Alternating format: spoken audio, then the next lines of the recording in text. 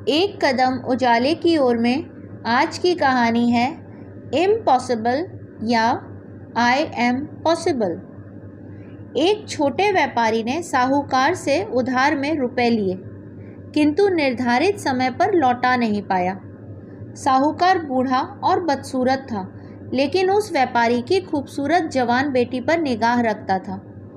साहूकार ने व्यापारी से कहा कि अगर वो अपनी बेटी का विवाह उससे कर दे तो वह उधार की रकम ब्याज सहित भूल जाएगा।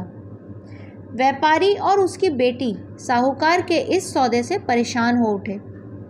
साहूकार व्यापारी से बोला, मैं एक खाली थैली में एक सफ़ेद और एक काला कंकड़ रखता हूँ। तुम्हारी बेटी बिना देखे थैली से एक कंकड़ बाहर निकालेगी। अगर उसने काला कंकड़ निकाला तो उसे मुझसे विवाह करना होगा और तुम्हारा सारा कर्ज माफ़ कर दिया जाएगा। अगर उसने सफ़ेद कंकड़ निकाला तो उसे मुझसे शादी नहीं करनी पड़ेगी और तुम्हारा कर्ज भी माफ़ कर दिया जाएगा।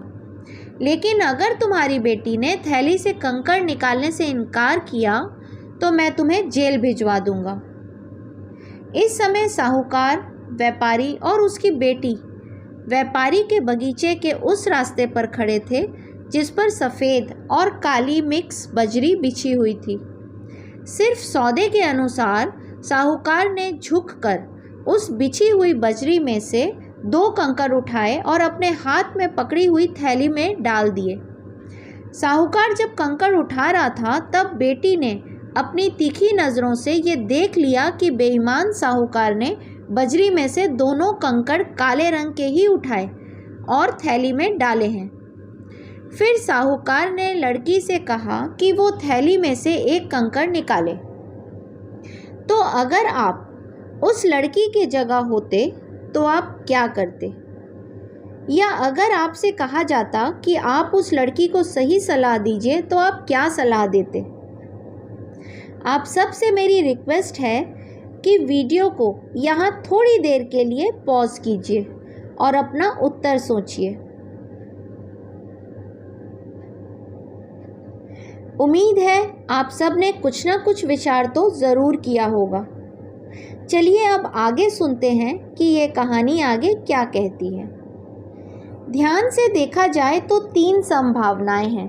पहली, लड़की कंकड़ निकालने से इनकार कर देगी। दूसरी, लड़की बोल देगी कि साहूकार ने बेईमानी की है और दोनों काले कंकड़ ही थैली में डाले हैं। तीसरी, लड़की एक काला कंकड़ निकालकर अपनी ज़िंदगी से समझौता कर लेगी और अपने पिता को कर्ज और जेल से बचा लेगी। इस कहानी में अच्छा बुरा, दिल दिमाग, होनी अनहोनी की अजीबोगरीब जंग है। फाइनली लड़की ने थैली में अपना हाथ डाला और एक कंकड़ निकाला, फिर बिना देखे उसे नीचे पड़ी हुई बजरी में फेंक दिया। ऐसा प्रतीत हुआ जैसे कि वह कंकड़ उसके हाथ से फिसल गया हो।